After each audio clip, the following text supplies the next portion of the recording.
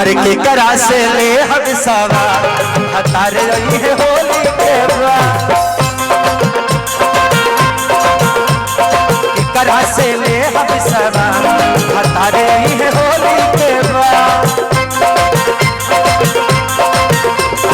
देवरा का पायल सहा कैसे रहब फगुआ भाव देवरा का पायल सहा कैसे रहब फगुआ भाव पल पल तारे लैया हतार रही है होली के तरह से ले हम सवा हतार रही है होली के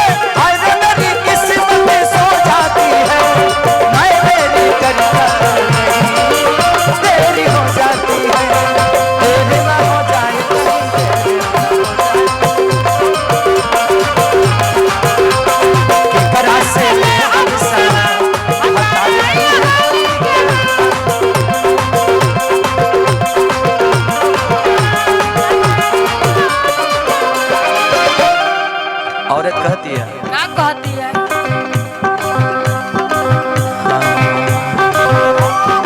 अच्छा ये ऐसे हरक रही है जैसे कि आज तक इनको किसी ने छुआ ही नहीं। किसी ने नहीं छुआ छुआ है ना के छुआ वही तो शूटिंग में छुआ है। कौन छुआ है? हाँ शूटिंग में छुआ होगा। हमारे चढ़ली जवानी कैसे मनवा के बहानी रोज खाने जो बनवा छानी हो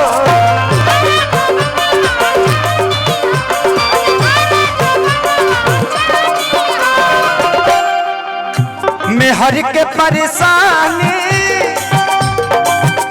केहू दोसर का मानी जेकर मोहरत न दर्द का जानी हो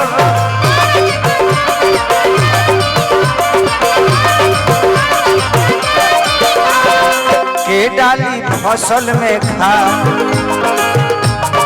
के डाली फसल में खा हतारे रही है होली के करा से ले हम सवा हतारे रही है होली के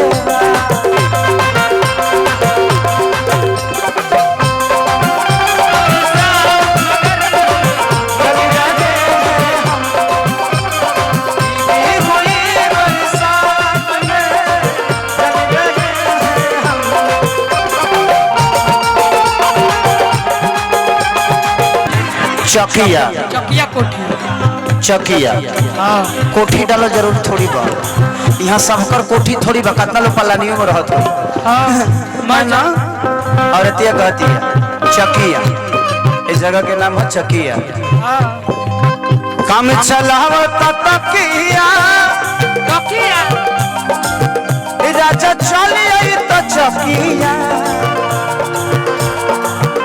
एक भगावा बबुआ खेसारी हो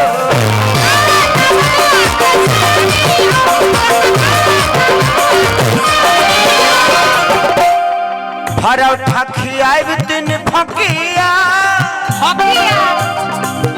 कुछ रोगे न बकिया अरे बहिन खाई देख होली में आफत बभारी हो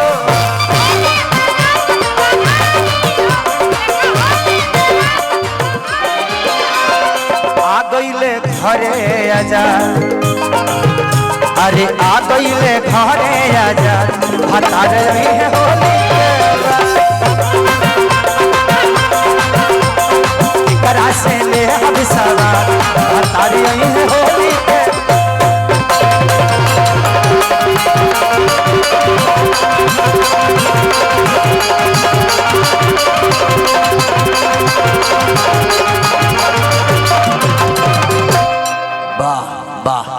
चली